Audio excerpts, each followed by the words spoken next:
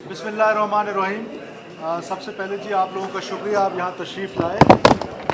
आज सुबह हमने यहाँ पर हमारी एक शोहदा वॉल है, उसका इनाग्रेशन किया था। हमारे जो बिलखसूस सिविलियन शोहदा हैं जिन्होंने इस मुल्क के में टेररिज्म के अगेंस्ट एक बोल्ड स्टैंस लेकर या अपना एक नज़रिया लेकर खड़े हुए और टेररिज्म का शिकार हुए और टेररिस्ट ने उनको शहीद किया, उनके लिए यहाँ पर हमने एक मिनिस्ट्री ऑफ इंटीरियर में एक तकरीब रखी जिसमें शोहदा के वर्सा, ज़ाहिर है उनकी तादाद बहुत ज़्यादा है, लेकिन सारे सूबों से हमने कुछ कुछ बुलाए और जो प्रोमिनेंट लोग थे उनके बच्चों से यहाँ पर मुलाकातें की, जिसमें केपी से, सिंध से, बलूचिस्तान से और पंजाब से लोग आए।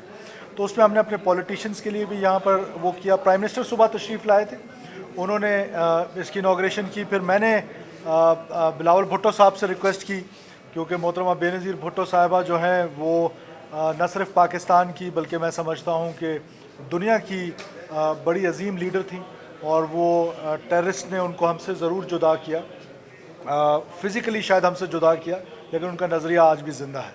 और हमने ये वॉल बनाने का मकसद भी ये था कि हम तो यहाँ परमानेंट नहीं रहेंगे, लेकिन जो भी यहाँ पे रहे कि ये जो अपीसमेंट की पॉलिसी है, जब यहाँ से गुजरेगा इन वॉल्स से तो इन शोहदा की तस्वीरें दोनों तरफ देखेगा तो शायद इम्पीचमेंट पे ना जाए। और हमारा जो एक रियासत का स्टैंड होना चाहिए कि जब भी हम बातचीत की बात करते हैं, किसी दहशतगर्द से बात करनी है तो दहशतगर्द जो है रियासत के पास वो अख्तियार नहीं है, वो उनके पास है। बेनज़ीर साहिबा के कातिल को माफ़ करने का अख्तियार बिलावल साहब के पास है, वो रियासत के पास नहीं है। तो ये मकसद था। और प्राइम मिनिस्टर साहब भी तशरीफ़ लाए थे, अभी बिलावल साहब भी तशरीफ़ लाए, उन्होंने मोहतरमा बेनज़ीर भुट्टो साहिबा की तस्वीर लगाई वहाँ पर।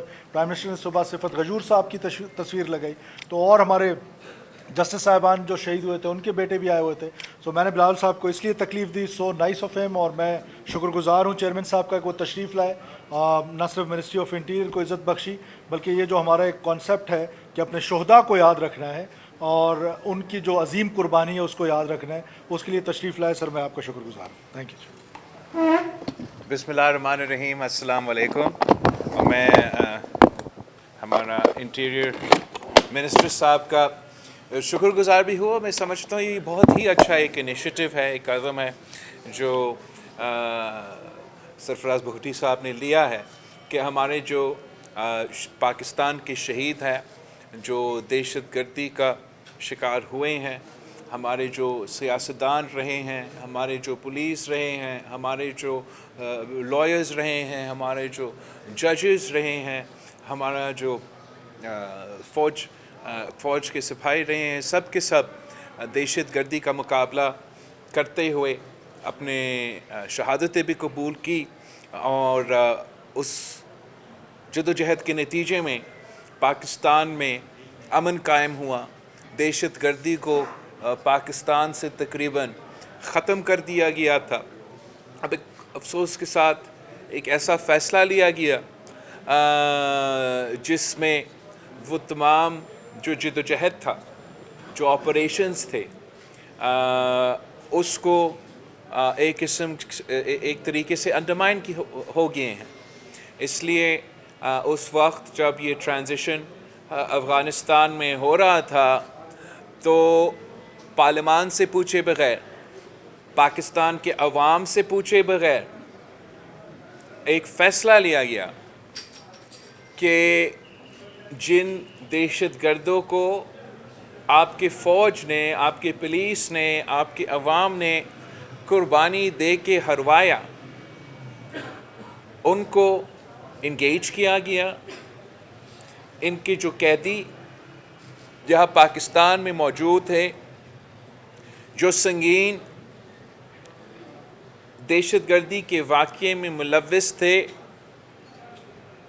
उनको पाकिस्तान का जेल से निकाला गया।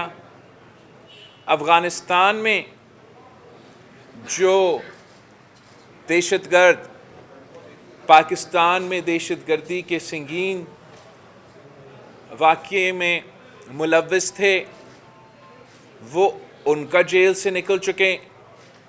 फिर खान साहब ने उनको दावत दी कि आए वापस पाकिस्तान के कबायली इलाकों में, जिन्होंने इनका मुकाबला करके उनको भगाया, वहाँ उनको वापस دعوت دیا گیا کہ آپ آئے اور ادھر رہیں ہزاروں کی تعداد میں. یہ جو سٹیٹمنٹ ہے خان صاحب کا آن دا ریکڈ ہے.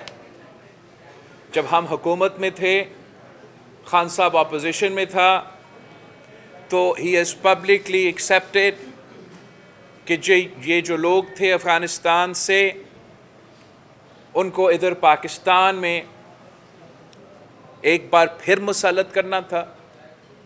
اور اس اسٹریٹجی کے نتیجے میں، اس فیصلے کے نتیجے میں، پاکستان آج ایک بار پھر دہشت گردی اور جگہ جگہ اب نظر آ رہا ہے. اور ہمارے فوج، ہمارے پولیس آج بھی دہشت گرد کے نشانے پہ ہیں. اور پاکستان کے عوام کو یہ سوچنا چاہیے، پاکستان کی ریاست کو یہ سوچنا چاہیے کہ یہ کیسے ہو سکتا ہے.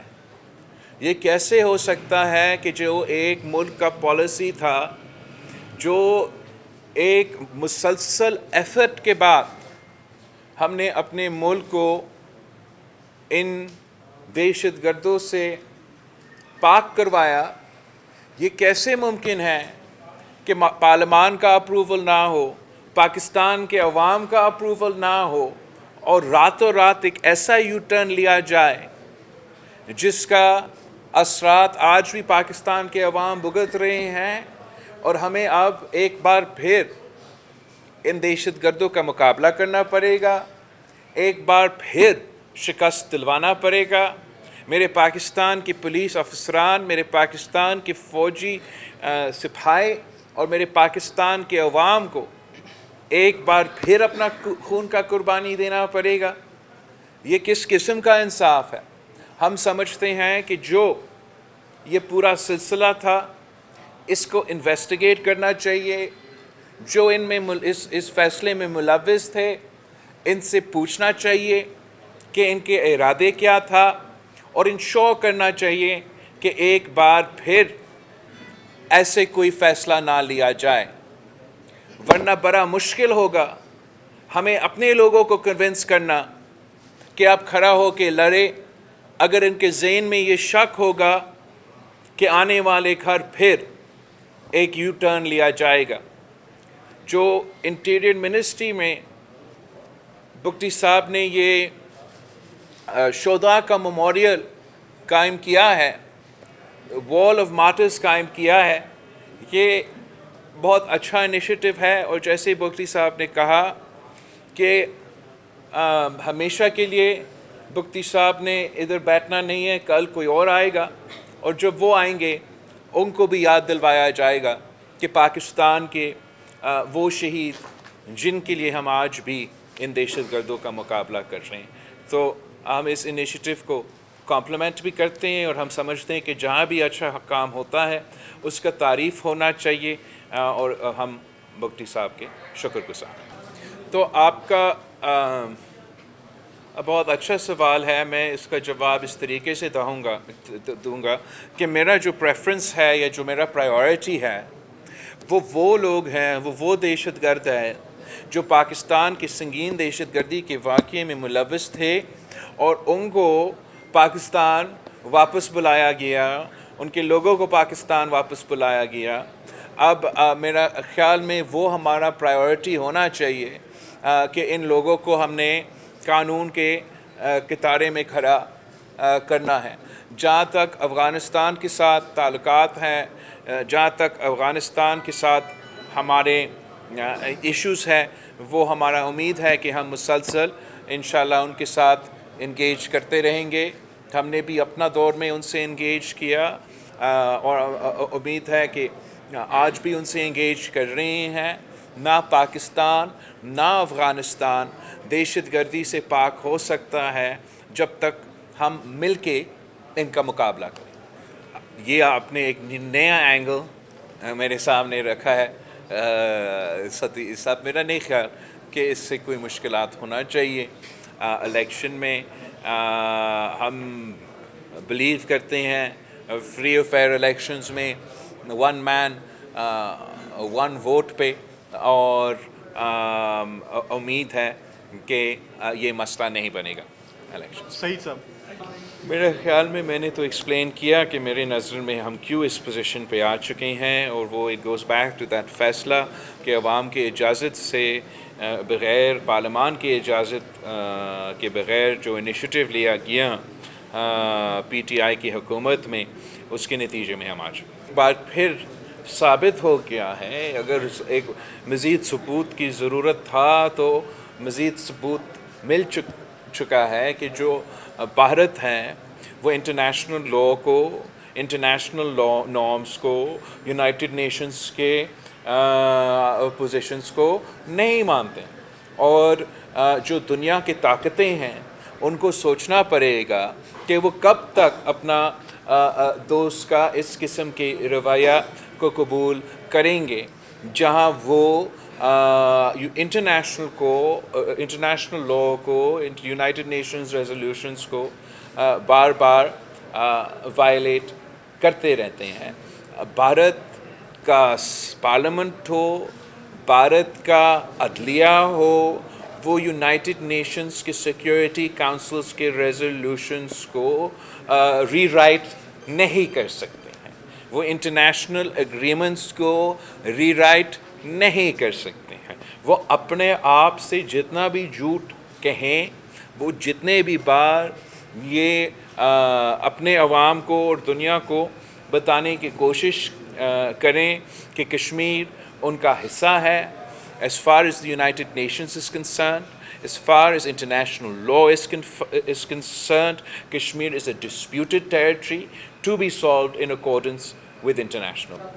میرا اس ایشو پہ یہ مطالبہ ہے کہ ہم اس چیز کو انویسٹیگیٹ کریں, اور یہ کیسے ممکن ہے کہ پروسیجرز فالو کیے بغیر ایسا ایک اتنا بڑا فیصلہ لیا گیا جو پاکستان کی نیشنل سیکیورٹی کے لیے نقصان دہ تھا, اور اس پھر انویسٹیگیشن کے نتیجے میں ایسا فیصلے لیا جائے جس سے ہمیشہ کے لیے ہم اس چیز کو روک سکتے ہیں کہ آگے جا کے ایسے پھر کوئی حادثہ نہ ہو. ہم ہمیشہ ایکچولی دونوں سے لڑتے ہیں. شہید محترمہ بینظیر بھٹو جب زندہ تھی تو وہ پاکستان پیپلز پارٹی کی چیئرپرسن تھی, اور پاکستان پیپلز پارٹی پارلیمنٹیرینز جو پیپلز پارٹی کا پارلیمنٹری ونگ ہے, اس کا پریزیڈنٹ مختوم امین فہیم صاحب تھا. جب میں نے الیکشن 2018 پہ لڑا تھا تو Pakistan Peoples Party as 3 Ps and 4 Ps اسی طریقے سے 7 الیکشن لڑا, اور ویسے ہی ہم آگے جا کے لڑے. دیکھو, جہاں تک قائد عوام شہید ذوالفقار علی بھٹو کا ریفرنس ہے, 12 سال پہلے صدر زرداری اپنا ذاتی کیپیسٹی سے نہیں, as president of Pakistan filed a reference کہ اس فیصلہ کو سپریم کورٹ کو ریویو کرنا چاہیے. میں نے پھر 2018 میں ایک ایپلیکیشن ڈالا کہ اس کیس کو سننا چاہیے اور ہمیں اس کیس کا حصہ بنانا چاہیے. اب ہم بہت شکر گزار ہے جسٹس فائز عیسیٰ کا کہ یہ فیصلہ لیا گیا کہ ایک بار پھر اس کیس کو وہ سنیں گے. میں نے ساتھ یہ ضرور ایپلیکیشن ڈالا ہے کہ لائیو اس کیس کو چلایا جائے.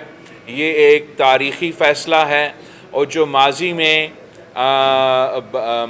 بند کمروں میں یہ چیزیں کو چھپائے جانے کی کوشش کی گئی, تو مناسب ہوگا کہ اس کا جیسے دوسرے کیسز کو جسٹس فائز عیسیٰ صاحب نے اجازت دی کہ وہ لائیو سٹریم ہو, تو میرا خیال میں قائد عوام شہید ذوالفقار علی بھٹو کے کیس میں بھی justice should not only be done, justice should be seen to be done. دیکھو, ہم سیاسی لوگ ہیں, ہم نے تو الیکشنز لڑ رہے ہیں, ہم نے اپنے کیمپین چلانے ہیں جو بھی حالات ہو. اگر شہید محترمہ بینظیر بھٹو 2007 میں اپنی الیکشن کیمپین تب چلا سکتی ہے جب 18 اکتوبر کا واقعہ ہو چکا تھا تو میں سمجھتا ہوں کہ میں تو 2023 یا 2024 کا جو الیکشن کیمپین ہے یہ ایک الگ کیس ہے، لیکن بالکل میں یہ سمجھتا ہوں کہ تاریخ کو درست کرنے کے لیے جو بھی اس کیس میں شریک تھے، سہولت کار تھے، آپ جو شہید ہو چکے ان کو واپس تو نہیں لے آ سکتے. انصاف کیا کا مطلب کیا ہے؟ کم از کم ہم ایک ایسا ایکسپیکٹیشن رکھ سکتے ہیں کہ وہ جو سارے کے سارے لوگ تھے جو اس جرم میں ملوث تھے ان کو ملک اور قوم کے سامنے بے نقاب کیا جائے.